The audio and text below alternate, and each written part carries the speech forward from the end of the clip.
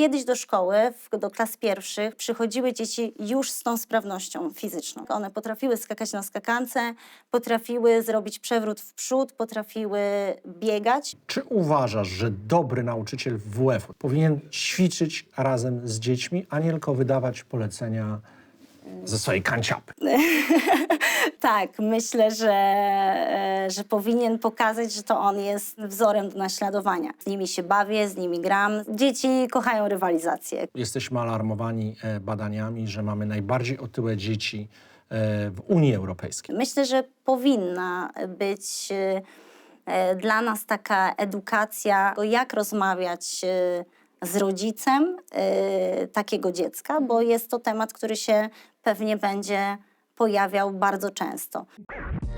Do wysłuchania podcastu Wygrywaj Zdrowie zaprasza grupa LuxMed. Dzień dobry, wraz z Michałem witamy w kolejnym odcinku podcastu Wygrywaj Zdrowie. A naszym gościem jest dzisiaj pani Paulina Wiśniewska, nauczycielka wychowania fizycznego w klasach 1-3 z 10-letnim doświadczeniem. Ponieważ znasz dobrze dzieci, wiesz jak to wygląda, powiedz jak wygląda dzisiaj realna sprawność fizyczna dzieci właśnie w podstawówce. Jak drzwi sali gimnastycznej się zamykają i zostajecie, trenujecie, tak bez koloryzowania. Jak to naprawdę wygląda? Dzień dobry, dziękuję bardzo za zaproszenie. Sprawność fizyczna dzieci na przestrzeni tych 10 lat zmieniła się. Niestety spadła. Natomiast robimy wszystko, żeby te dzieci podchodziły do sprawności fizycznej z uśmiechem na twarzy, z takim pozytywnym nastawieniem i przede wszystkim, żeby chciały. Robimy i ja robię wszystko, żeby zawsze sala gimnastyczna była w ruchu, żeby dzieci się ruszały, żeby na tym WF-ie nikt nie siedział. Mamy zajęcia dodatkowe, które są przepełnione dziećmi. Prowadzę ja, prowadzą inni nauczyciele wychowania fizycznego i naprawdę podchodzimy do tego pełni pasji, zaangażowania i te dzieci, pomimo tego, że ta sprawność fizyczna jest gorsza niż kiedyś, to przede wszystkim chcą te dzieci się ruszać. Pracuję w szkole w Izabelinie i jest to szkoła usytuowana w świetnym miejscu, ma ogromny teren, bliskość natury, korzystamy z tego, dzieci chętnie wychodzą na zajęcia, które odbywają się na podwórku, na boisku i jak tylko zaświeci słońce, tak jak na przykład teraz, od razu patrzą przez okno i one chcą cały dzień mieć lekcje wychowania fizycznego. Mam taki feedback od nauczycieli wczesnoszkolnych, że ja nie powinnam prowadzić lekcji za ich oknem, bo oni nie mogą prowadzić innych lekcji, tylko dzieci patrzą i chcą WF-u. Także sprawność jest słabsza, natomiast chęci pozostały takie same. To każdemu życzymy takiego nauczyciela WF-u i jeszcze o pani metodach, o twoich metodach porozmawiamy, ale jeszcze wracając do tych zamkniętych drzwi na sali gimnastycznej, bo dochodzą do nas te alarmujące informacje o tej gorszej kondycji fizycznej naszych dzieci, że wolniej biegają na 60 metrów, że nie są w stanie tyle wisieć na drążku co 10, 20, 30 lat temu. To chciałem zapytać, czy rzeczywiście, no nie wiem, prosty przewrót w przód czy skoki na skakance rzeczywiście są takim wyzwaniem dla przeciętnego trzecioklasisty, jak, nie wiem, wejście na Giewont? To znaczy tak, w klasie trzeciej, gdzie już dzieci mają styczność z nauczycielem wychowania fizycznego, bo w naszej szkole pracujemy od klas drugich, natomiast, a w pierwszej klasie mają jeszcze wychowanie fizyczne z nauczycielem wczesnoszkolnym, ta sprawność w klasie trzeciej jest już dobra, a nawet u niektórych dzieci bardzo dobra. Natomiast kiedyś do szkoły, do klas pierwszych przychodziły dzieci już z tą sprawnością fizyczną. Tak? One potrafiły skakać na skakance, potrafiły zrobić przewrót w przód, potrafiły biegać. My nie musieliśmy uczyć podstawowych form ruchu, tak? Nie musieliśmy uczyć dziecka, że jak się biegnie, to trzeba ruszać rękoma. Natomiast teraz to nie jest takie jasne. I my musimy im to pokazać, a uważam, że powinni im to pokazywać już rodzice w domu, a nam pokazywali to nasi starsi koledzy na podwórkach, tak? I wychodziliśmy z domu, uczyliśmy się tego od starszych kolegów, natomiast teraz dzieci uczą się tego dopiero w szkole. Zgadzam się z tym, że ta sprawność i te przykłady właśnie skoku na skakance, przewrotu w przód, w tył, dzieci mają z tym trudność. Natomiast jeśli mamy 3 godziny w programie nauczania lekcji wychowania fizycznego i podczas pierwszego spotkania z nauczycielem WF-u, to jest w ogóle radość tych dzieci, że oni odchodzą sobie od swojego wychowawcy, spotykają się z nami i robią, bo ja im to pokazuję. Inny nauczyciel wczesnoszkolny albo w ogóle ktoś, kto miał wcześniej z nimi WF, rzadko kiedy pokazuje im ćwiczenia fizyczne. Ja robię przewrót, ja w tył, w przód, skaczę z nimi przez kozła, ja z nimi biegam i myślę, że to ich napędza do tego, żeby to robić. I faktycznie przychodzą z brakiem umiejętności, natomiast bardzo szybko się tego uczą, bo oni chcą ruchu, chcą się poruszać i naprawdę lubią to. No właśnie, chcą. Mówisz, że chcą, a ja chciałem dopytać, gdy tutaj rozmawiamy o lekcji WF-ów, co się na nich dzieje, co umieją dzieciaki, ile tych dzieci na tym WF-ie jest, jaki procent ma zwolnienia z WF-u, bo wiadomo, że rodzice dzisiaj wyświadczają dzieciakom niedźwiedzią przysługę często, jak słyszę od nauczycieli WF, zwalniając od razu pierwszego dnia na pierwszym WF-ie w semestrze, przynoszą zwolnienie na cały semestr. Może to dotyczy bardziej starszych dzieciaków niż w klasach 1-3. Dziewczyny, które o siebie dbają, a więc chcą ładnie wyglądać cały czas, a nie, że tutaj lekcja WF-u im to zepsuje. Na takich lekcjach WF-u klas 1-3 jest pełna frekwencja, czy już się zaczynają zwolnienia z WF? To znaczy na moich lekcjach wychowania fizycznego jest pełna frekwencja. Zdarzają się sytuacje, gdzie oczywiście rodzic pisze do mnie rano z myślą o tym, że ja rano odczytam tą wiadomość. Nie zawsze tą wiadomość odczytuję i to dziecko, rozpoczynając lekcję wychowania fizycznego, ćwiczy, bo widzi, że jest fajnie i on zapomina, że rano powiedział mamie czy tacie, że coś go boli i nie chce ćwiczyć. Albo zdarzają się sytuacje, gdzie faktycznie dziecko jest po chorobie, jest chore, tak, i faktycznie nie ćwiczy. Natomiast w tych klasach młodszych zwolnień z lekcji wychowania fizycznego w mojej szkole, bo nie mogę jakby odpowiedzieć na temat innej szkoły, na przykładzie innej szkoły, nie ma.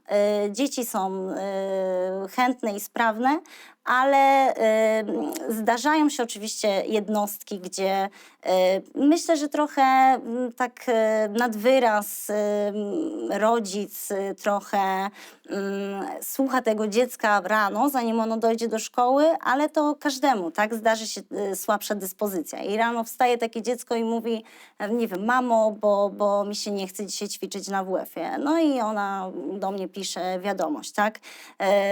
Ja czasami odczytam, nie odpiszę, czasami odczytam albo i nie odczytam, a to dziecko przychodzi i ćwiczy i ono chce. Albo przychodzi do mnie z wiadomością, że nie będę dzisiaj ćwiczył na lekcji WF-u, bo boli mnie ręka. A za chwilę ja robię rozgrzewkę, proponuję zabawę, jest coś wow, i podnosi rękę, że jednak ono by chciało ćwiczyć. No i ja oczywiście biorę to dziecko do zabawy i jeśli to nie jest zwolnienie od lekarza, to uczestniczy to dziecko w lekcji wychowania fizycznego. Także odpowiadając na pytanie, czy są zwolnienia w klasach 1-3, nie.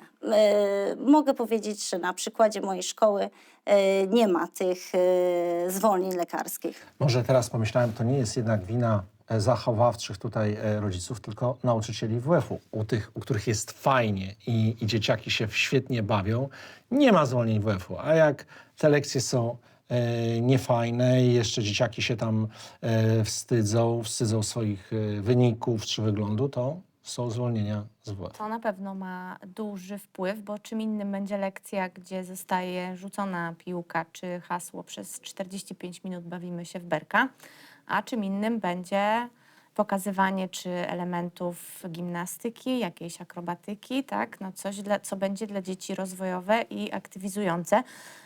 Powiedz, bo mówiłaś, że na koniec 3. klasy ta sprawność już jest całkiem niezła u dzieci, to czy są takie elementy, które właśnie według programu chociażby każde dziecko wychodząc z tej edukacji wczesnoszkolnej no powinno mieć, jeśli chodzi właśnie o aktywność fizyczną? No bo z polskiego mamy literki, prawda, matematyka, liczenie, a jak to wygląda na WF-ie?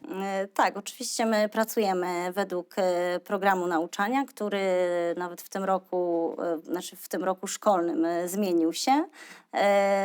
Jest duży nacisk na właśnie taką sprawność, na takie podstawowe formy ruchu, tak? Na podstawowe umiejętności. Jak wcześniej wspomniałam, bieg, był tu wspomniany skok na skakance, przewrót, kozłowanie, podanie, chwyt. I to powinno dziecko potrafić, kończąc klasę 3, kończąc edukację wczesnoszkolną.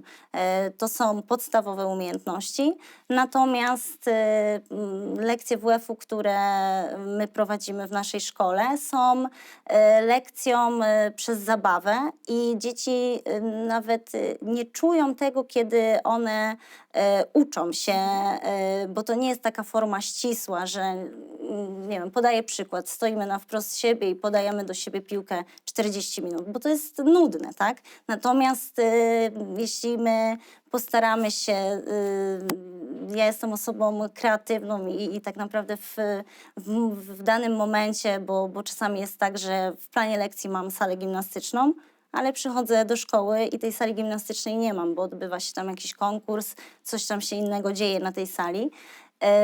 I wtedy muszę szybko wymyśleć coś innego. I to nie jest taka ścisła forma lekcji, bo te dzieci w klasach 1-3 potrzebują zabawy, potrzebują takiej nauki poprzez zabawę.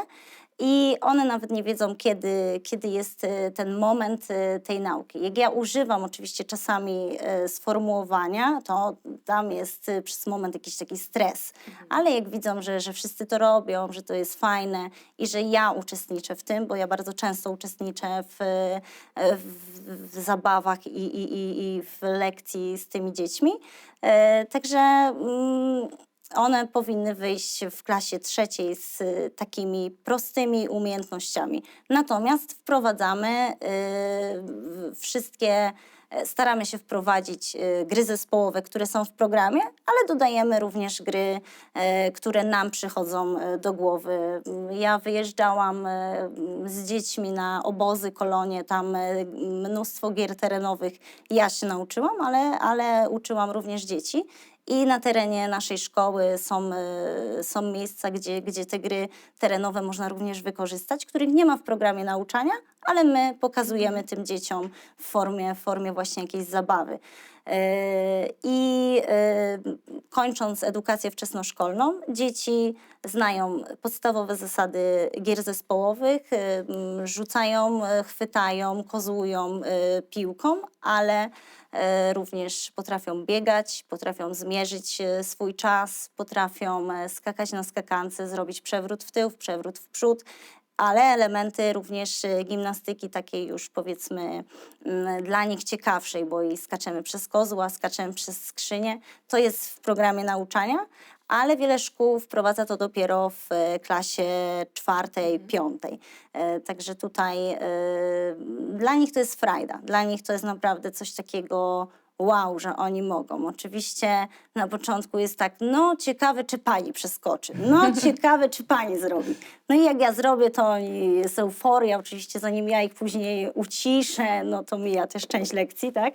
Ale naprawdę one uczą się tego wszystkiego bardzo chętnie. O, to od razu dopytam, bo to jest ciekawe, co mówisz. Czyli czy uważasz, że dobry nauczyciel WF-u, taki, za którym właśnie dzieciaki pójdą, podporządkują się i zakochają się w sporcie, powinien ćwiczyć razem z dziećmi, a nie tylko wydawać polecenia ze swojej kanciapy? Tak, myślę, że powinien pokazać, że to on jest, powiedzmy, wzorem do naśladowania.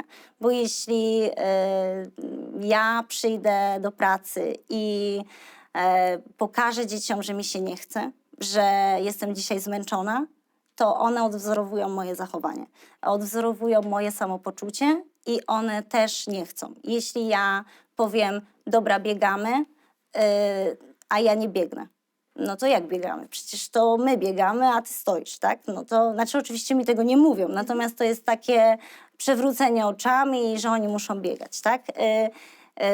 Biegną, widzą, że ja biegnę. Nie biegam na każdej lekcji z nimi, ani czasami są lekcje, gdzie ja faktycznie wydaję polecenia i oni to robią, ale pokazuję, że od czasu do czasu z nimi się bawię, z nimi gram, z nimi nawet rywalizuję, bo czasami są sytuacje, gdzie biegniemy sobie na 100 metrów, na 60 metrów i mówię, że zwycięzca ściga się ze mną. No i oni wtedy, każdy chce być tym zwycięzcą. No i oczywiście ja się ścigam ze wszystkimi, tak? Że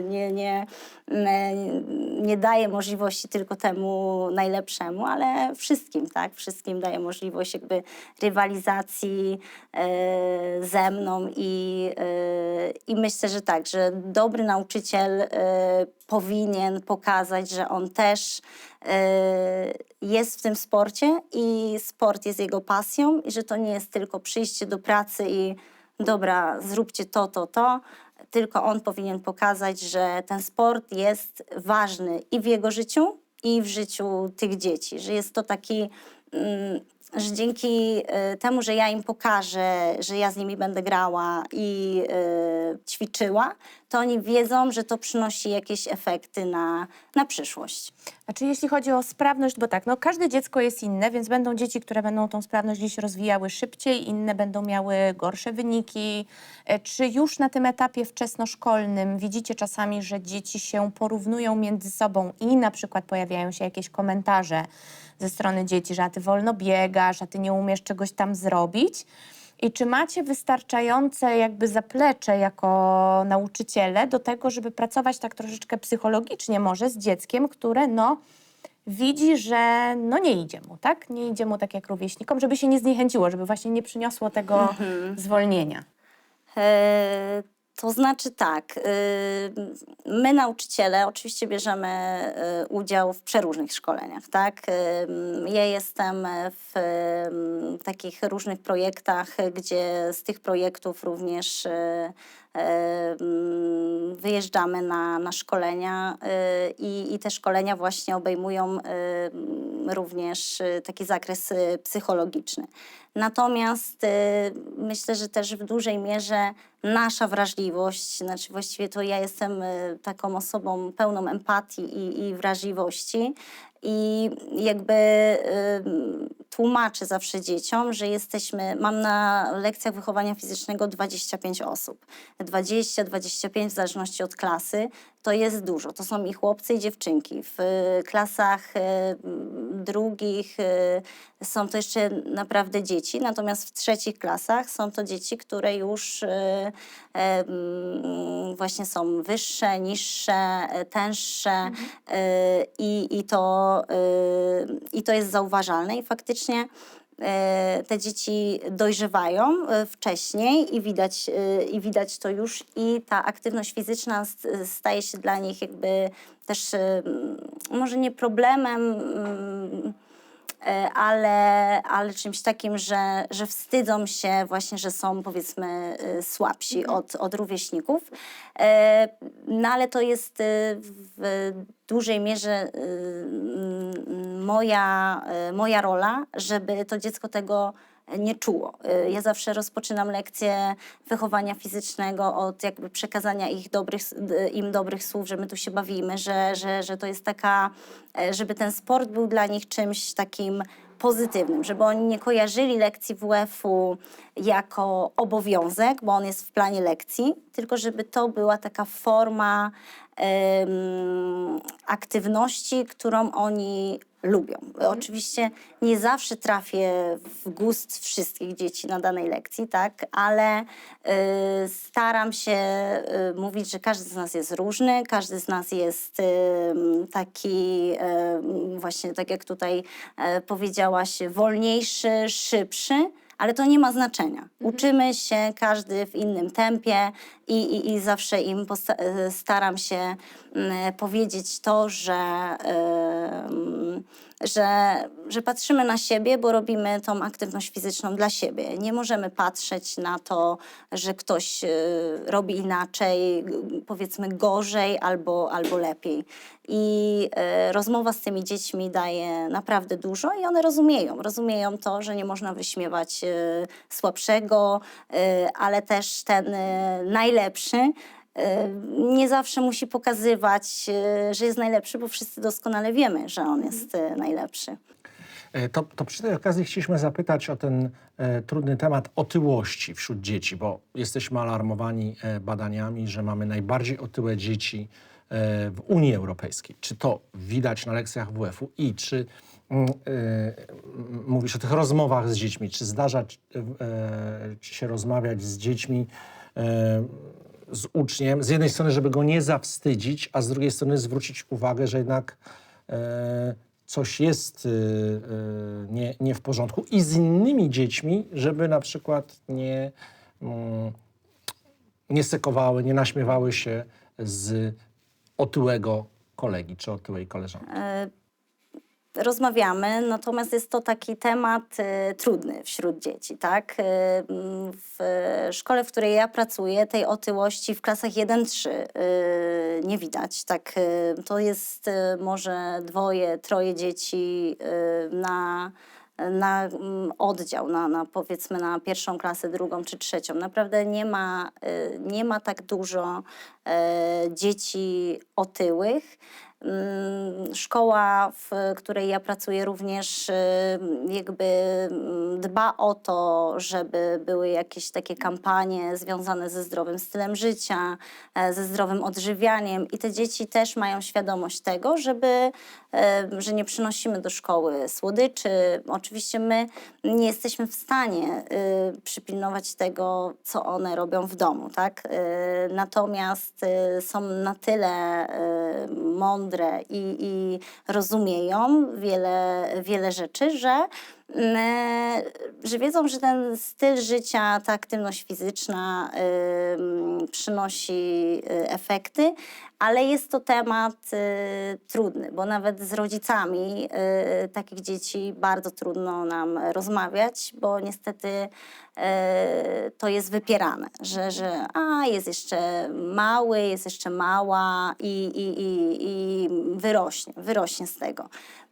Także nie jesteśmy jakoś super przygotowani do rozmów na temat otyłości, bo jest to temat i pewnie dla rodzica, i dla tego dziecka, no i dla nas nauczycieli dość trudny. Myślę, że powinna być dla nas taka edukacja, jak rozmawiać, dla nas nauczycieli wychowania fizycznego, jak rozmawiać z rodzicem takiego dziecka, bo jest to temat, który się pewnie będzie pojawiał bardzo często. Ja odpowiadam tylko na przykładzie swojej szkoły. Teraz dawno nie byłam w szkole w Izabelinie tej starszej, 4-8. Nie wiem, jak wyglądają uczniowie, którzy gdzieś tam wyszli spod mojej ręki, tak? i ciężko mi jest powiedzieć, czy ta otyłość w klasach 4-8 jest zauważalna. Natomiast w tych młodszych grupach nie jest to aż tak widoczne.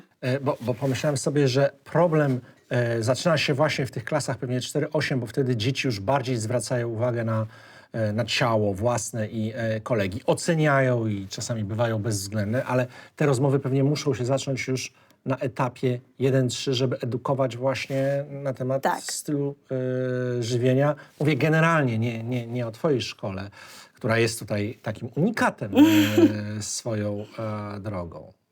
Ja chciałam zapytać o to, czy oprócz tego, że na WF-ie jest oczywiście ruch i różne formy tej aktywności, czy jest też przestrzeń na to, żeby dzieci zrozumiały, po co one się mają ruszać?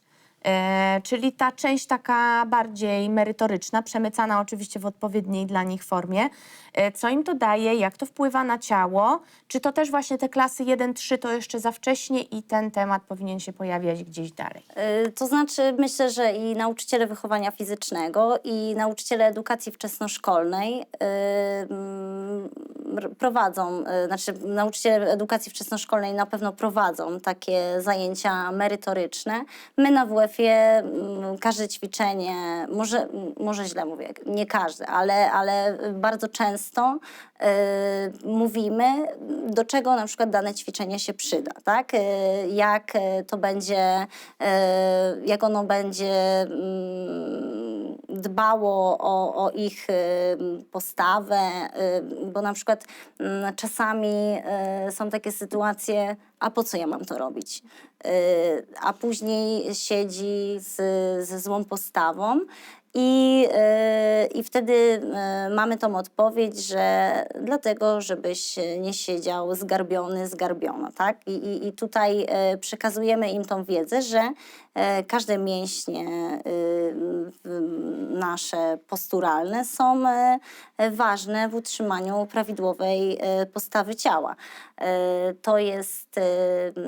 To my im przekazujemy. Natomiast teraz od tego roku w klasach 1-3 również mamy do przeprowadzenia testy sprawności fizycznej, tak? I tutaj też dzieci się zastanawiają na przykład, dlaczego my biegamy, a później przychodzi test BIP test i oni mówią, a ja biegnę tak słabo, ale bo mówię, zamiast biegać jak wtedy, kiedy ja proszę was, żebyście biegali, to ty idziesz, spacerujesz, tak? No i gdzieś tam rozmawiam z nimi i oni wiedzą i zaczęłam robić te testy i nagle wszyscy chcą być najlepsi, porównać się do tego, który w tym BIP teście przebiegł z całej szkoły najlepiej i nagle wszyscy biegają, bo oni wiedzą, że bieg, który robimy od września codziennie, powiedzmy na rozgrzewkę, da im dobry wynik w testach, które są jakby nam narzucone, żebyśmy my testowali dzieci i powinniśmy mówić dzieciom właśnie, że to wszystko, co robimy na WF-ie w klasach młodszych, przyniesie im naprawdę dobry rezultat w życiu takim dorosłym, a już w 4. czy w szkole 4-8, tak? A co jeszcze oprócz BIP testów sprawdzacie właśnie, jakie formy? To jest w tych testach, które musimy przeprowadzić, jest to BIP test, jest bieg wahadłowy 10 razy 5 metrów, skok w dal z miejsca i deska. Tak. Ja mam takich, a konkretnie 5. 5 szybkich strzałów do nauczyciela WF-u na temat, no właśnie, postrzegania lekcji WF-u. Ocena za postępy czy ocena za wyniki? O, wow. Za postępy. Za postępy. Gry zespołowe czy trening indywidualny? Gry na lekcji? zespołowe. Tak? Zawsze Tak. to się sprawdza? Tak, tak. Dzieci kochają rywalizację, kochają to, że grają, że mogą rzucić do kosza z gry. Naprawdę kochają sporty zespołowe. Tam w tych sportach zespołowych wiele się dzieje. Są przeróżne emocje, od radości po płacz, po to, że oni myślą, że to ja zawsze mówię, że słuchajcie, mówię, to nie są mistrzostwa świata. Mówię, spokojnie. Ale dla nie, nich to trochę do są. nich nie dociera. Nie. To jest zawsze dla nich naprawdę gry zespołowe przynoszą przeróżne emocje i są świetnym takim elementem lekcji wychowania fizycznego. WF rano na rozbudzenie, czy na koniec lekcji jako upust energii? Ciężko jest mi tutaj powiedzieć, bo ja muszę podporządkować się pod plan lekcji, tak? Natomiast prowadzimy aktywne wtorki, to się tak u nas nazywa, 7:30, widzimy się z dziećmi i tam jest już dużo emocji i one żyją tymi emocjami, co nie do końca się podoba nauczycielom wczesnoszkolnym, którzy muszą ich opanować i rozpocząć lekcję w ławce. Ja lubię sport rano, natomiast, no i powiedzmy, że obstawiałabym WF na pierwszych godzinach lekcyjnych. WF na sali, czy WF na dworze, niezależnie od pogody? WF na dworze, niezależnie od pogody, natomiast tutaj znowu rodzice nie do końca są chętni, by dzieci ćwiczyły na przykład o tej porze roku, gdzie już jest naprawdę przepiękna pogoda, ale mamy mnóstwo wiadomości, że dzieci są niestety przez nas, nauczycieli wychowania fizycznego, źle ubrani i wychodzą za wcześnie w strojach sportowych, bez kurtek na powietrze. Natomiast ja uważam, że jak nie pada deszcz, to każda pora roku jest dobra, żeby ćwiczyć na zewnątrz. Uwielbiam sama sport na świeżym powietrzu i zachęcam dzieci, żeby jak najwięcej spędzały czasu na świeżym powietrzu. To ostatnie pytanie z tej serii szybkich strzałów. WF przy muzyce z boomboxa, czy WF klasycznie w ciszy? W ciszy WF-u nie da się poprowadzić, ale korzystamy z muzyki na lekcji wychowania fizycznego. Natomiast ja jestem chyba zwolennikiem takiej lekcji raczej klasycznej. Jest muzyka na lekcji czasami, ale częściej bez. Ja muszę powiedzieć, że bardzo podobało mi się to, co powiedziałaś o tych sytuacjach, gdzie nie ma dostępnej sali gimnastycznej, a ty wymyślasz coś nawet na szybko, bo dowiadujesz się o tym tego samego dnia. Bo nie ukrywajmy, infrastruktura też nie we wszystkich szkołach jest równa, też nie zawsze jest dostęp właśnie do dużych sal, do dobrego sprzętu, do boisk i do różnego rodzaju wspomagaczy tej aktywności, więc chyba ogromną wartością byłby właśnie nauczyciel, który mimo tych trudności, no potrafi jednak dla tych dzieci wymyśleć coś, co będzie sprawiało, że one będą na kolejny WF czekały, niezależnie od tego, czy on będzie na sali, na boisku, czy po na prostu korytarzu. gdzieś tam na korytarzu. Właśnie, więc chyba takich nauczycieli byśmy sobie życzyli dla naszych dzieci. No i to było naprawdę bardzo miłe spotkanie i rozmowa. Tak, wielki szacunek, bo w dzisiejszych czasach mediów społecznościowych, gdzie scrollowanie daje więcej dopaminy niż wysiłek i nie kosztuje kropli potu, to nauczyciel, który sprawia, że ma pełną frekwencję na swoich zajęciach. to I jest- zajęciach dodatkowych. Tak, Tak oby jest. więcej takich nauczycieli. Bardzo dziękujemy za inspirującą Bardzo dziękuję. Dziękujemy. Bardzo dziękuję.